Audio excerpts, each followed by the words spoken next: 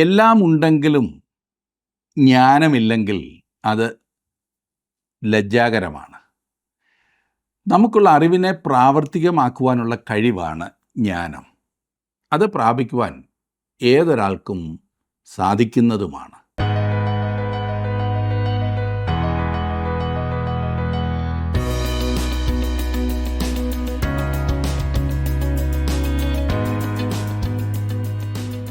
ജീവസന്ദേശത്തിൻ്റെ വേദപഠന ക്ലാസ്സിലേക്ക് നിങ്ങൾക്ക് സ്വാഗതം. മാനത്തോടിരിക്കുന്ന മനുഷ്യൻ വിവേകഹീനനായാൽ നശിച്ചു പോകുന്ന മൃഗങ്ങൾക്ക് തുല്യനത്രേ. സങ്കീർത്തനങ്ങൾ 49:20 വാക്യമാണത്. മനുഷ്യന് മാനം നൽകുന്നത് അവൻ്റെ വിവേകമാണെന്നാണ് ഈ വാക്യത്തിൽ നിന്ന് നമുക്ക് മനസ്സിലാക്കുന്നത്.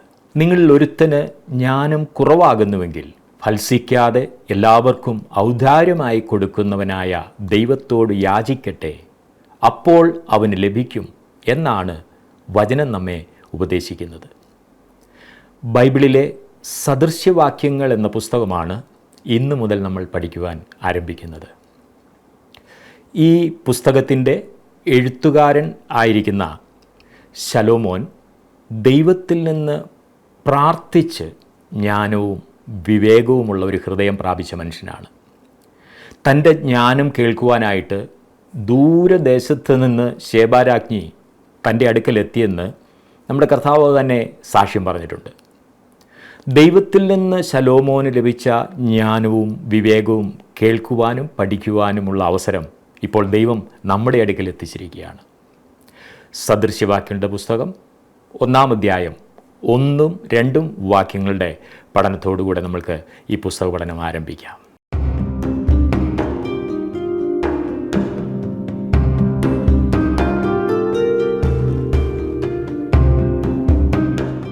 ഇന്നു മുതൽ ഒരു പുതിയ പുസ്തക പഠനം നാം ആരംഭിക്കുകയാണ്. ബൈബിളിലെ കവിതകളുടെ ഭാഗത്തു നിന്നുമുള്ള സദൃശവാക്യങ്ങൾ.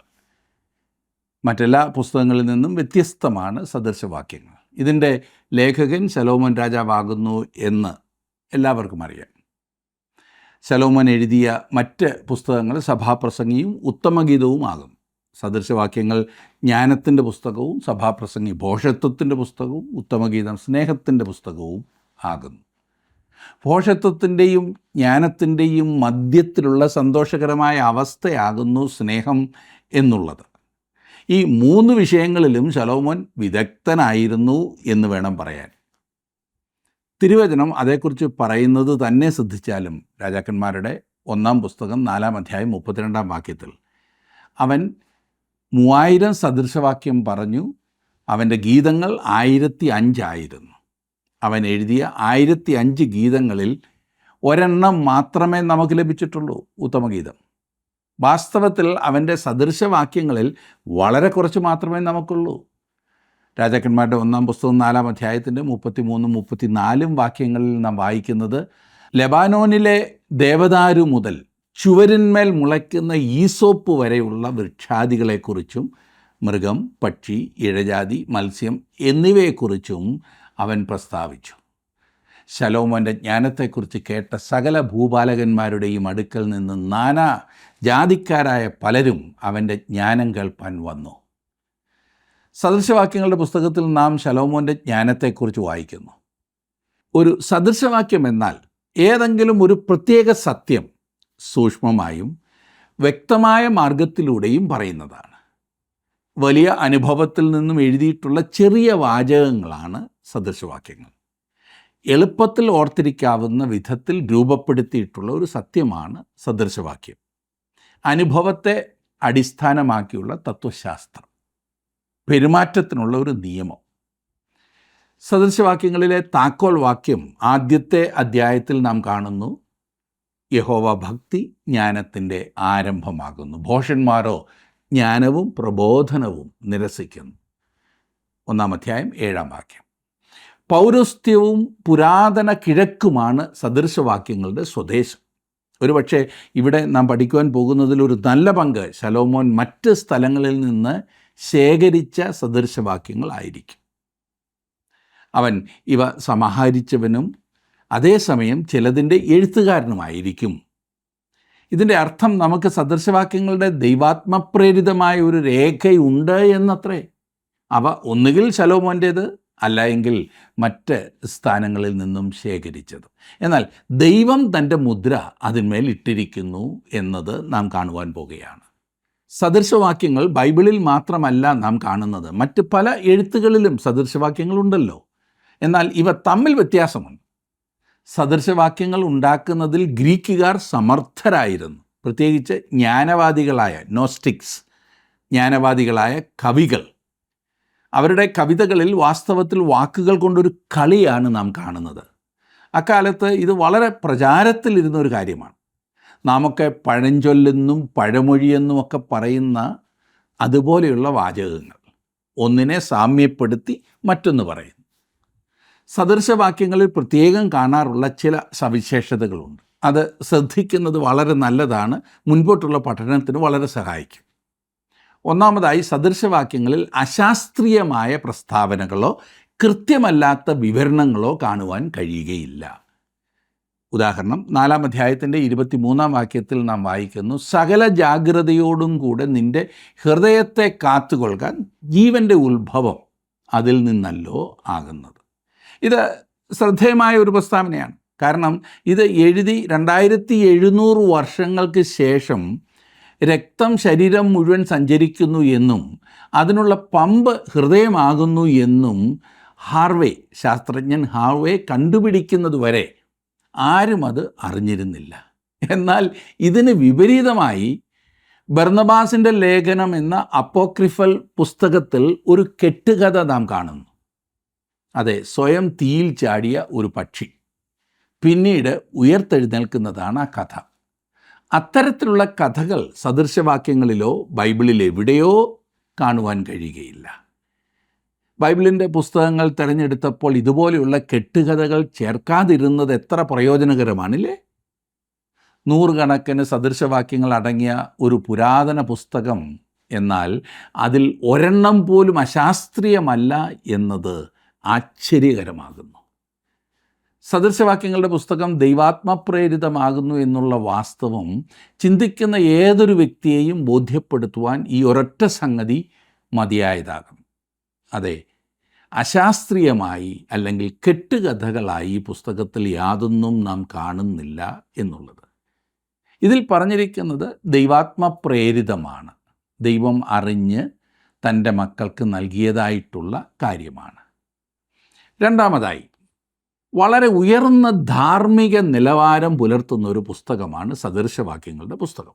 ആ കാലത്തെ മറ്റ് എഴുത്തുകളിൽ കാണുന്നത് പോലെ സദൃശവാക്യങ്ങളിൽ അധാർമികമായ പഴഞ്ചൊല്ലുകൾ കാണുവാൻ കഴിയുകയില്ല. ജസ്റ്റിൻ മാർട്ടിൻ എന്ന എഴുത്തുകാരൻ പറഞ്ഞത് ക്രിസ്തുവിന് മുൻപ് ജീവിച്ചിരുന്ന ക്രിസ്ത്യാനിയാണ് സോക്രട്ടീസ് എന്ന്. അത് തീർച്ചയായും അസാധ്യമാണല്ലേ? അവൻ്റെ ആരാധകർ പറയുന്നത് അദ്ദേഹം വളരെ ഉന്നതമായ ധാർമ്മിക നിലവാരം പുലർത്തിയിരുന്നു. എന്നാൽ തന്നെയും സോക്രട്ടീസും വേശ്യകൾക്ക് ആവശ്യമായ ഉപദേശം നൽകിയിട്ടുണ്ട് എന്നത്രേ. എങ്ങനെ ശരിയായി പെരുമാറണം എന്ന ഉപദേശം. അദ്ദേഹത്തെക്കുറിച്ച് പറയുവാൻ കഴിയുന്ന ഏറ്റവും നല്ല കാര്യം അദ്ദേഹം ധാർമ്മികനോ അധാർമികനോ ആയിരുന്നില്ല എന്നത്രേ. രണ്ടിൻ്റെയും മധ്യത്തിൽ നിൽക്കും എന്ന് കാണുവാൻ കഴിയും. സദൃശവാക്യങ്ങളിൽ നാം കാണുന്ന മൂന്നാമത്തെ സവിശേഷത, ബൈബിളിലെ സദൃശവാക്യങ്ങൾ അന്യോന്യം വിപരീതമായിരിക്കുന്നില്ല. എന്നാൽ മനുഷ്യർ ഉണ്ടാക്കുന്ന പഴഞ്ചൊല്ലുകൾ ഒന്നൊന്നിനോട് എതിരായിട്ടാണ് കാണാറുള്ളത്. ഇതിൻ്റെ കാരണം മനുഷ്യൻ്റെ ആശയങ്ങൾ വ്യത്യസ്തങ്ങളാകുന്നു എന്നതാണ്. എന്നാൽ സദൃശവാക്യങ്ങളിൽ വിപരീതത്വം യാതൊന്നുമില്ല. കാരണം ഇത് ദൈവാത്മപ്രേരിതമാണ്. മനുഷ്യൻ മെനഞ്ഞുണ്ടാക്കിയതല്ല എന്ന് ചുരുക്കം. മനുഷ്യൻ്റെ തോന്നലുകളല്ല. ഇതിനകത്ത് പറഞ്ഞിരിക്കുന്നത് ഒന്നോട് യോജിക്കുന്ന വിധത്തിലാകുന്നു. പ്രത്യേക വിധത്തിലുള്ള ക്രമീകരണങ്ങൾ ഒന്നുമില്ലാതെ കിട്ടിയതൊക്കെ കൂട്ടിച്ചേർത്ത ഒരു പഴഞ്ചൊല്ലുകളുടെ സമാഹാരമാണ് സദൃശവാക്യങ്ങളെന്ന് ഒറ്റ നോട്ടത്തിൽ തോന്നാമെങ്കിലും ഇവിടെ നാം ഒരു കഥ വായിക്കുകയാണെന്നത്രേ ചിലർ വിശ്വസിക്കുന്നത്. ആദ്യോടന്ത ഒരു നല്ല കഥ. മുമ്പോട്ട് പഠിക്കുമ്പോൾ നാം അത് കാണുന്നതാണ്. ഒരു യൗവനക്കാരൻ തൻ്റെ ജീവിതം ആരംഭിക്കുന്ന കഥയാണ് ഇവിടെ പറഞ്ഞിരിക്കുന്നത്. അവന് തൻ്റെ ഒന്നാമത്തെ പാഠം 1-ാം അധ്യായം 7-ാം വാക്യത്തിൽ ലഭിക്കുന്നു. ഈ പുസ്തകത്തിൻ്റെ താക്കോൽ വാക്യവും അതുതന്നെയാണ്. യഹോവ ഭക്തി ജ്ഞാനത്തിൻ്റെ ആരംഭം എന്ന്. സദൃശവാക്യങ്ങളിൽ നൽകിയിരിക്കുന്ന ഉപദേശങ്ങൾ ഏതൊരു കാലത്തേക്കും യോജിക്കുന്നതാണ്. ഒരുവൻ പഴയ നിയമകാലത്ത് ജീവിച്ചാലും പുതിയ നിയമകാലത്ത് ജീവിച്ചാലും പുതിയ യെരുശലേമിലോ പഴയ യെരുശലേമിലോ കഴിഞ്ഞെന്നാലും ഇതിൽ പറഞ്ഞിരിക്കുന്നതായിട്ടുള്ള സത്യങ്ങൾ സത്യം തന്നെയായിരിക്കും. ഏതൊരാൾക്കും വേണ്ടിയുള്ള ഒരു നല്ല പുസ്തകമാണ് ഈ സദൃശവാക്യങ്ങളുടെ പുസ്തകം. ഇതിൽ സുവിശേഷത്തെക്കുറിച്ച് യാതൊന്നുമില്ലല്ലോ എന്നാരെങ്കിലും പറഞ്ഞെന്ന് വന്നേക്കാം. ഒരു നിമിഷം നിൽക്കണേ, അതും ഇതിനകത്തുണ്ട്.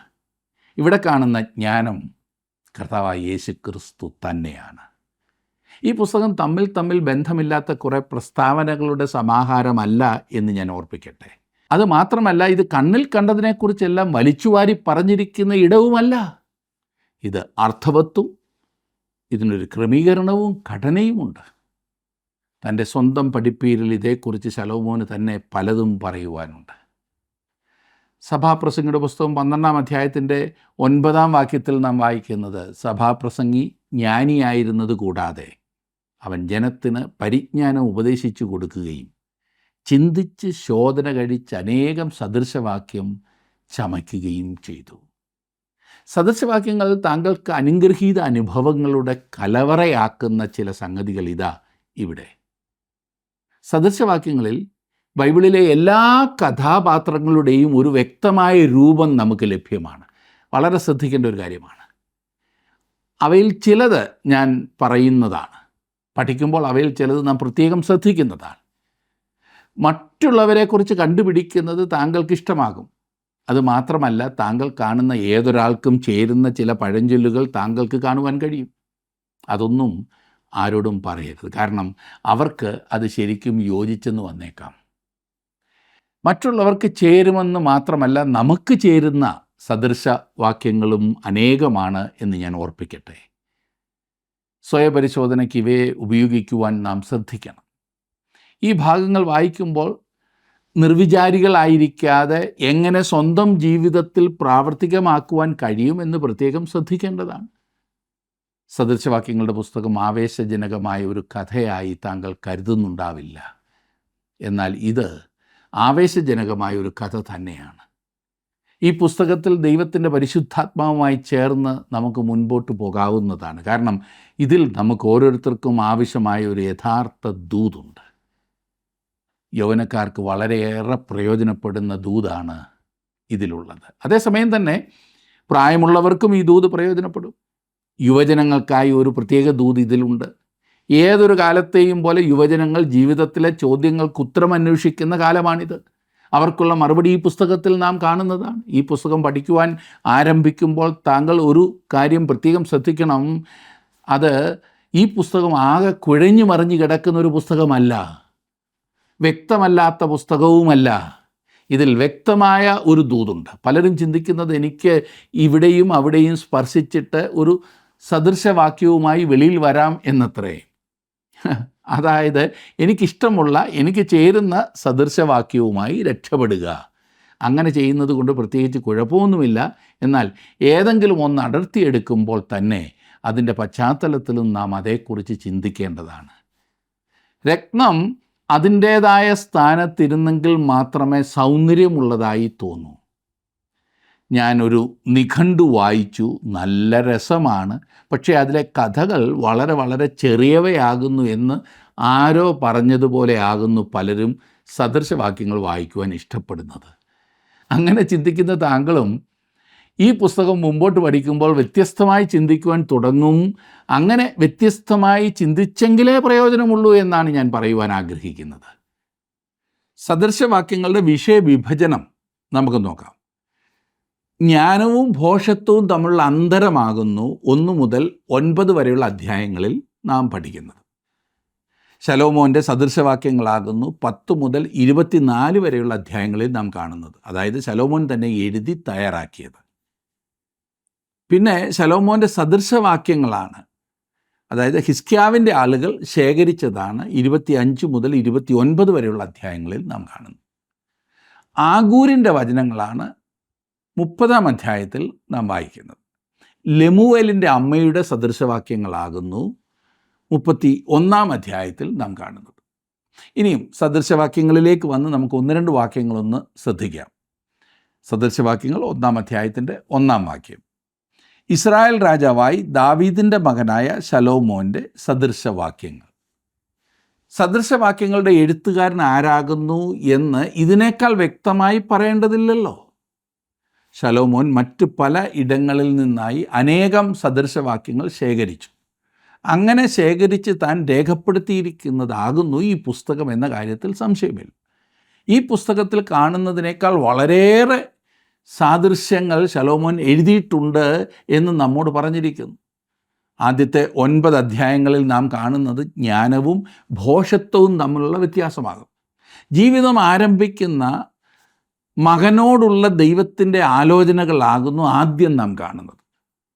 1 അധ്യായത്തിൻ്റെ 2 മുതൽ 4 വരെയുള്ള വാക്യങ്ങളിൽ നാം വായിക്കുന്നത്, ജ്ഞാനവും പ്രബോധനവും പ്രാപിപ്പാനും വിവേകവചനങ്ങളെ ഗ്രഹിപ്പാനും പരിജ്ഞാനം, നീതി, ന്യായം, നേർ എന്നിവയ്ക്കായി പ്രബോധനം ലഭിപ്പാനും അല്പബുദ്ധികൾക്ക് സൂക്ഷ്മബുദ്ധിയും ബാലന് പരിജ്ഞാനവും വകതിരിവും നൽകുവാനും.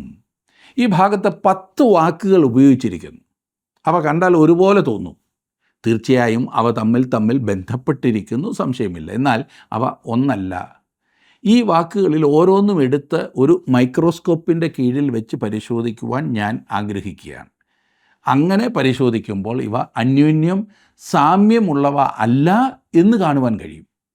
ഒരു നല്ല തുടക്കം കാണിക്കുവാൻ വാരി വലിച്ചെഴുതിയ വാക്കുകളും ശൈലികളുമല്ല ഇവ. ദൈവവചനം ഓരോന്നും വിശുദ്ധമാണ് എന്ന് നമുക്കറിയാം. അതുകൊണ്ട് ഇവയിൽ ചിലത് നമുക്കൊന്ന് പരിശോധിക്കാം. ജ്ഞാനം ഗ്രഹിപ്പാനും എന്ന് നമ്മൾ വായിച്ചല്ലോ. ജ്ഞാനം എന്നതുകൊണ്ട് എന്താണ് അർത്ഥമാക്കുന്നത്? തിരുവചനത്തിൽ ജ്ഞാനം എന്നതുകൊണ്ട് അർത്ഥമാക്കുന്നത് അറിവ് ശരിയായ വിധത്തിൽ ഉപയോഗിക്കുവാനുള്ള കഴിവ് എന്നത്രേ. ഈ പുസ്തകത്തിൽ മാത്രം അത് 37 പ്രാവശ്യം ഉപയോഗിച്ചിട്ടുണ്ട്. ബൈബിളിലെ വളരെ പ്രധാനപ്പെട്ട ഒരു വാക്കാണിത്. ഇതിൻ്റെ അർത്ഥം അറിവിനെ ശരിയായി ഉപയോഗിക്കുക എന്നത്രേ. വളരെയേറെ ബുദ്ധിമാന്മാരായ ആളുകളുണ്ട്, അതെ, വളരെ അറിവുള്ളവർ. എന്നാൽ അവർക്ക് ജ്ഞാനമില്ല. തങ്ങളുടെ അറിവ് ശരിയായ വിധത്തിൽ ഉപയോഗിക്കുവാൻ അവർക്കറിയില്ല. ഇതിൻ്റെ ഉദാഹരണങ്ങൾ ഞാൻ പറയേണ്ടതില്ലല്ലോ. ലോകത്തിൽ പഠിപ്പും പത്രാസുമുള്ള എത്രയെത്ര പേർ അധമമായ ഭോഷത്വത്തിൽ ജീവിക്കുന്നത് നാം കാണുന്നു. ലോകത്തെ മുഴുവൻ ഭരിക്കുവാൻ അറിയാം, എന്നാൽ കുടുംബത്തെ നയിക്കുവാൻ അറിയില്ല. ജീവിതത്തിൽ അന്ധവിശ്വാസത്തിൽ മുൻപോട്ട് പോകുന്ന ഉന്നതന്മാർ. ഇവിടെ ചില കാര്യങ്ങൾ കൂടി ചേർക്കുവാൻ ഞാൻ ആഗ്രഹിക്കുന്നു. പഴയ നിയമത്തിൽ ജ്ഞാനം എന്ന് പറഞ്ഞിരിക്കുന്നത് ഇന്ന് ഒരു വിശ്വാസിക്ക് കർത്താവായ യേശുക്രിസ്തുവാകും. കൊരിന്ത്യർക്ക് എഴുതിയ 1 ലേഖനം 1 അധ്യായത്തിൻ്റെ 30 വാക്യത്തിൽ നാം വായിക്കുന്നത്, നിങ്ങളോ അവനാൽ ക്രിസ്തുയേശുവിൽ ഇരിക്കുന്നു, അവൻ നമുക്ക് ദൈവത്തിങ്കൽ നിന്ന് ജ്ഞാനവും നീതിയും ശുദ്ധീകരണവും വീണ്ടെടുപ്പുമായി തീർന്നു. ഇവിടെ ഒന്നാമതായി പറഞ്ഞിരിക്കുന്നത് ജ്ഞാനമാകും. ഇന്ന് ഓരോ വിശ്വാസിക്കും ജ്ഞാനമായിരിക്കുന്നത് ക്രിസ്തുവാകുന്നു. ജ്ഞാനം എന്നാൽ ക്രിസ്തുവിനെ അറിയുക എന്നത്രേ. അതാകുന്നു തൻ്റെ അഭിലാഷമെന്ന് പൗലോസ് പറഞ്ഞിരിക്കുന്നു. ഫിലിപ്പി ലേഖനം 3 അധ്യായത്തിൻ്റെ 10 വാക്യത്തിൽ ക്രിസ്തുവിനെ അറിയുവാനുള്ള അവൻ്റെ വലിയ വാഞ്ച വിളിച്ചു പറഞ്ഞിരിക്കുന്നു. കർത്താവിനെ അറിയുന്നതാണ് ജീവിതത്തിലെ വലിയ ഭാഗ്യം. കൂടുതൽ അറിയുന്ന അവസ്ഥ നമുക്കത് ആവശ്യമാണ്. അതുകൊണ്ട് ജ്ഞാനം എന്നാൽ ക്രിസ്തു എന്നാണ്. നമ്മുടെ അറിവ് ശരിയായ വിധത്തിൽ ഉപയോഗിക്കുവാനുള്ള കഴിവാണ് ജ്ഞാനം. ക്രിസ്തുവിനെ അറിയുക എന്നാൽ വിഡ്ഢിയാകുക എന്നല്ല, യഥാർത്ഥ ജ്ഞാനിയായിരിക്കുക എന്നത്രേ. എന്നെ ശ്രദ്ധിക്കുന്ന പ്രിയ സുഹൃത്തെ, താങ്കൾ ഒരുപക്ഷെ വലിയ പഠിത്തമുള്ള ആളായിരിക്കുകയില്ല. അതുകൊണ്ട് തന്നെ ബുദ്ധിയുള്ള വ്യക്തിയാകുന്നു എന്ന് മറ്റുള്ളവർ കരുതുന്നുമില്ലായിരിക്കാം. എന്നാൽ താങ്കൾ യേശുക്രിസ്തുവിനെ കൈക്കൊള്ളുകയും അവനെ അറിയുകയും ചെയ്യുമ്പോൾ താങ്കൾക്ക് ജ്ഞാനമുണ്ട്, വലിയ ജ്ഞാനമുണ്ട്. വേറൊരു വാക്ക് പ്രബോധനം എന്നുള്ളതാണ്. ഈ പ്രബോധനം എന്ന പദം സദൃശവാക്യത്തിൽ 26 പ്രാവശ്യം നാം കാണുന്നുണ്ട്. ചിലപ്പോൾ ഇതേ എബ്രായ പദം ശാസന അല്ലെങ്കിൽ ശിക്ഷ എന്ന് തർജ്ജിമ ചെയ്തിട്ടുണ്ട്. ഇപ്പോൾ അത് രസകരം തന്നെയാണ്. ഇതിൻ്റെ ഒരു ഉദാഹരണം ഞാൻ പറയുവാൻ ആഗ്രഹിക്കുന്നത് സദൃശവാക്യങ്ങളുടെ പുസ്തകം 13 അധ്യായത്തിൻ്റെ 24 വാക്യത്തിൽ രേഖപ്പെടുത്തിയിരിക്കുന്ന പദം കൊണ്ടാണ്. വടി ഉപയോഗിക്കാത്തവൻ തൻ്റെ മകനെ പകയ്ക്കുന്നു, അവനെ സ്നേഹിക്കുന്നവനോ ചെറുപ്പത്തിലെ അവനെ ശിക്ഷിക്കുന്നു. ഇവിടെ ശിക്ഷിക്കുക എന്നാൽ യഥാർത്ഥത്തിൽ പ്രബോധിപ്പിക്കുക എന്ന അർത്ഥമാണ്. അതുകൊണ്ട് പ്രബോധനം എന്ന വാക്കിൻ്റെ അർത്ഥം ശിക്ഷണത്തിലൂടെ പഠിപ്പിക്കുക എന്നും കൂടിയാണ്. ഈ ശിക്ഷണവും ശിക്ഷയും രണ്ടും രണ്ടാണെന്ന് ഓർക്കണം. ശിക്ഷണത്തിൽ ശിക്ഷയുണ്ടാകാം. ശിക്ഷണം എന്നാൽ ഇംഗ്ലീഷിൽ ഡിസിപ്ലിൻ എന്ന് പറയുമല്ലോ, അതാണ്. ശിക്ഷ എന്നാൽ പണിഷ്മെൻ്റ്. ഈ ശിക്ഷണത്തിലൂടെ പഠിപ്പിക്കുക എന്നുള്ളത് ഇന്ന് നഷ്ടപ്പെട്ടിരിക്കുന്ന ഒരു യാഥാർത്ഥ്യമത്രേ. ഇത് ആരും കാണുന്നില്ല. ഇന്നത്തെ സമൂഹം ദൈവവചനത്തിൽ നിന്നും അകന്നു പോയിരിക്കുന്നു.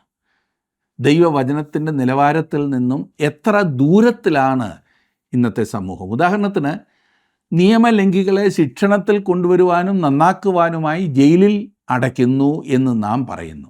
എന്നാൽ കുറ്റവാളികളോട് ഈ പറഞ്ഞതുപോലെ ഇടപെടുന്നതിൻ്റെ ഉദ്ദേശം തിരുവചനത്തിൽ ഒരിക്കലും അതായിരുന്നില്ല. തിരുവചനത്തിൽ അത് അവരെ ന്യായം വിധിക്കുന്നതിനും ശിക്ഷിക്കുന്നതിനുമാണ് ചെയ്യുന്നത്. വേറെ യാതൊരു കാരണവും ഒരിക്കലും നൽകിയിരുന്നില്ല. തിരുവചനം ഈ കാര്യത്തിൽ വ്യക്തമാണ്. അതേസമയം നിങ്ങൾ നിങ്ങളുടെ മകനോട് ഇടപെടുമ്പോൾ നിങ്ങൾ അവനെ ശിക്ഷണത്തിൽ കൊണ്ടുവരുന്നു. കാരണം അവനെ ഉപദേശിക്കുന്നതിൻ്റെ ഒരു ഭാഗമാകുന്നു അത്. നിങ്ങൾ അവനെ ശിക്ഷിക്കുന്നു, ശാസിക്കുന്നു. അവനെ ശിക്ഷിക്കുന്നതിലൂടെ അവനെ പഠിപ്പിക്കേണ്ടതുണ്ട്. അവനെ ശിക്ഷിക്കുക എന്നതല്ല നിങ്ങളുടെ ഉദ്ദേശം. കുട്ടിയെ ശിക്ഷിച്ചേ മതിയാകൂ എന്ന് പലപ്പോഴും പറഞ്ഞു കേൾക്കാറില്ലേ? പലരും മക്കളെ ശിക്ഷിക്കുന്നത് അവർക്കുള്ള, അതായത് ഈ മാതാപിതാക്കൾക്കുള്ള കോപശമനത്തിനായിട്ടാണ്. ആകെ കോപിച്ച് കഴിയുമ്പോൾ കുട്ടിയെ പിടിച്ചടിക്കുന്നത് കണ്ടിട്ടുണ്ട്. അത് തെറ്റാണ്. നിങ്ങൾ നിങ്ങളുടെ കുട്ടികളെ ശിക്ഷിക്കും എന്ന് ഞാൻ വിശ്വസിക്കുന്നു. എന്തിനാണ് നിങ്ങളത് ചെയ്യുന്നത്? അവനെ അല്ലെങ്കിൽ അവളെ ഉപദ്രവിക്കുകയാണോ? അല്ല, അവരെ ശിക്ഷണത്തിൽ കൊണ്ടുവരുവാൻ, ശിക്ഷണം പഠിപ്പിക്കുകയാണ് എന്ന് പറഞ്ഞാലും തിരക്കേടില്ല. ഡിസിപ്ലിൻ ചെയ്യുവാനായിട്ടുള്ള നമ്മുടെ ശ്രമമാണത്. ഇന്നെല്ലാം തലതിരിഞ്ഞ മട്ടാണ്. നാം കുറ്റവാളികളെ ഉപദേശിക്കുകയും കുട്ടികളെ ശിക്ഷിക്കുകയും ചെയ്യുന്നു. നാം ദൈവോദ്ദേശത്തിലേക്ക് തിരികെ വരേണ്ടതുണ്ട്. നമ്മുടെ സ്കൂളുകളിലൊക്കെ ഇന്ന് പഠിപ്പിക്കുവാനുള്ള പുതിയ പുതിയ മാർഗങ്ങൾ അവലംബിക്കുന്നുണ്ട്. പുതിയ പുതിയ മാർഗങ്ങളിലൂടെ പഠിപ്പിക്കുവാനായിട്ടുള്ള ശ്രമം. എന്നാൽ ശിക്ഷണത്തിലൂടെ പഠിപ്പിക്കുന്ന പഴയ മാർഗം എവിടെ പോയി? അത് തികച്ചും തള്ളിക്കളഞ്ഞിരിക്കുന്നു. വീട്ടിലും സ്കൂളിലും തിരുവചനപ്രകാരമുള്ള പഠിപ്പീര് ആവശ്യമായിരിക്കുന്നു. നമ്മുടെ അപ്പച്ചന്മാരോടൊക്കെ ചോദിച്ചാൽ അവർ പറയും, പണ്ടൊക്കെ എത്ര നല്ല ശിക്ഷണത്തിലൂടെയാണ് സ്കൂളുകളിലൊക്കെ പഠിപ്പിച്ചിരുന്നത് എന്ന്. ഇന്നത്തെ പോലെ അറിവുണ്ടായിരുന്നില്ല, എന്നാൽ കുട്ടികൾ വളരെ ശിക്ഷണത്തിൽ വളർത്തപ്പെട്ടിരുന്നു എന്നൊക്കെ. ഇന്ന് ഒരുപാട് അറിവുണ്ട്, എന്നാൽ തിരുവചനപ്രകാരമുള്ള പഠിപ്പീരിന്ന് കാണുവാൻ കഴിയുന്നില്ല. ഇന്ന് കുട്ടികൾ മാതാപിതാക്കളെ ശരിയാക്കുവാൻ ശ്രമിക്കുന്നതാണ് നാം സാധാരണ കാണുന്നത്. മക്കളുടെ ഉപദേശം സ്വീകരിക്കുന്നത് കൊണ്ട് എന്തെങ്കിലും തെറ്റുണ്ട് എന്നല്ല ഞാൻ പറഞ്ഞത്. എന്നാൽ ജീവിതത്തിൽ യാതൊരു ചിട്ടയുമില്ലാത്ത മക്കൾ മാതാപിതാക്കളെ ഉപദേശിച്ചാലോ? പ്രബോധനം എന്നാൽ ശിക്ഷണത്തിലൂടെ പഠിപ്പിക്കുക എന്നത്രേ. ഈ പറഞ്ഞ വിധത്തിൽ പഠിപ്പിക്കുന്നതിൽ നമ്മുടെ സ്വർഗീയ പിതാവ് എത്ര നല്ലതാണ് ചെയ്യുന്നതെന്നറിയാമോ? എന്നെ അപ്രകാരത്തിൽ പഠിപ്പിച്ച പാഠങ്ങളാണ് ഞാൻ ഏറ്റവും ഭംഗിയായി പഠിച്ചതും എപ്പോഴും ഓർത്തിരിക്കുന്നതും. ശിക്ഷണത്തിലൂടെ പഠിപ്പിച്ചിട്ടുള്ള പാഠങ്ങൾ അത് മറക്കില്ല. ആ പാഠങ്ങൾ വളരെയധികം നല്ലതാണ്. അതെ, പ്രബോധനം. ദൈവം തൻ്റെ മക്കളെ ശിക്ഷിക്കുന്നതും ശാസിക്കുന്നതും നന്മയ്ക്കാണ്. അത് നമ്മെ ഹൃദയം കഠിനമാക്കുന്ന കാര്യമാക്കരുത്. കൂടുതൽ പഠിക്കുവാനും ശരിയായ പാതയിൽ നടത്തുവാനുമുള്ള മാർഗമായിട്ടേ നാം അവയെ കാണാവൂ. ദൈവം ഒരിക്കലും ദോഷത്തിനായിട്ടല്ല നമ്മെ ശിക്ഷിക്കുന്നത്. ദൈവം നമ്മെ പ്രബോധിപ്പിക്കുന്നത്, നമ്മെ ശാസിക്കുന്നത്, നമ്മെ ശിക്ഷിക്കുന്നത് നമ്മുടെ അനുഗ്രഹത്തിന് വേണ്ടിയാണ്. നമ്മുടെ മാതാപിതാക്കളും അങ്ങനെ തന്നെയാണല്ലോ ചെയ്യുന്നത്. ഒരിക്കലും നമ്മെ ദ്രോഹിക്കുവാനല്ല സ്നേഹമുള്ള മാതാപിതാക്കളെ ശിക്ഷിക്കുന്നത്. അത് നമുക്ക് അനുഗ്രഹമായി തീരുവാൻ വേണ്ടി അവർ ശാസിക്കുകയും ശിക്ഷിക്കുകയും ചെയ്യുകയാണ്. പലപ്പോഴും കുഞ്ഞുങ്ങൾക്ക് അത് മനസ്സിലാക്കുവാൻ വലിയ പ്രയാസമാണ്. അവർ ചിന്തിക്കുന്നത് വീട്ടിൽ കഴിയുന്നത് ബന്ധനമാകുന്നു എന്നത്രേ. എന്നാൽ അഴിച്ചുവിട്ടുള്ള ജീവിതത്തെക്കുറിച്ച് നിങ്ങളൊന്ന് ചിന്തിച്ചു നോക്കൂ കുഞ്ഞുങ്ങളെ. അല്പം വിവരമുണ്ടാകുമ്പോൾ എന്നെ കുറെ കൂടി ശിക്ഷണത്തിൽ വളർത്തേണ്ടതായിരുന്നു എന്ന് ചിന്തിക്കുന്നതായിട്ടുള്ള അവസ്ഥയുണ്ടാകും. ഇവിടെ പ്രബോധിപ്പിക്കുന്നതിനെക്കുറിച്ച് ശലോമോൻ പറയുന്നു. പിന്നെ പറയുന്ന വേറൊരു കാര്യം വിവേകവചനങ്ങളെ ഗ്രഹിപ്പാനും എന്ന്. വിവേകം എന്നാൽ ബുദ്ധി എന്നാകും. വിവേചനം എന്ന മറ്റൊരു വാക്കും കൂടി നമുക്കുണ്ട്, വിവേചനം. നാം നമ്മുടെ ബുദ്ധി ഉപയോഗിക്കണമെന്ന് ദൈവം ആഗ്രഹിക്കുന്നു എന്ന് നാം മനസ്സിലാക്കണം. നാം വളരെയേറെ വിശുദ്ധീകരിക്കപ്പെട്ട സാമാന്യ ബുദ്ധി ഉപയോഗിക്കണമെന്ന് ദൈവം പ്രതീക്ഷിക്കുന്നു. വിശുദ്ധീകരിക്കപ്പെട്ട സാമാന്യ ബുദ്ധി. ദൈവം നിങ്ങളെ ഈ ജ്ഞാനത്താൽ നിറയ്ക്കട്ടെ. അവൻ്റെ കൃപ പ്രത്യേകിച്ച് നാം ഈ പുസ്തകം പഠിക്കുമ്പോൾ കൂടുതലായി അനുഭവിപ്പാൻ നമുക്കിടയാക്കട്ടെ. ദൈവം നിങ്ങളെ അനുഗ്രഹിക്കട്ടെ.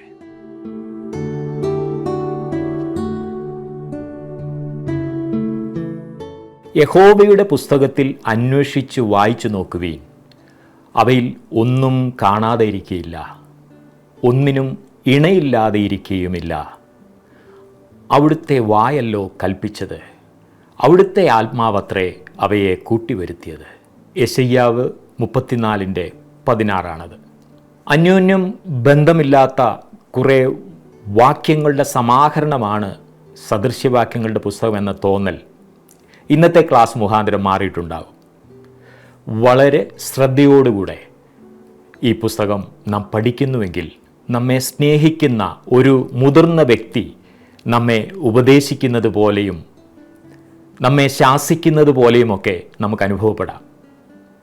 നാം ശ്രദ്ധിക്കുവാൻ മനസ്സുവെച്ചാൽ ഇതിലെ വരികൾക്ക് ഒരു കുശവൻ്റെ വിരലുകൾ പോലെ ദൈവഭക്തനായ മനുഷ്യനെ രൂപപ്പെടുത്തുവാൻ കഴിയും. ഈ ക്ലാസ്സുകളോടൊപ്പം ഈ പുസ്തകം വായിക്കുവാനും നിങ്ങൾ സമയം കണ്ടെത്തിയാട്ടെ. കർത്താവ് നിങ്ങളെ അനുഗ്രഹിക്കട്ടെ.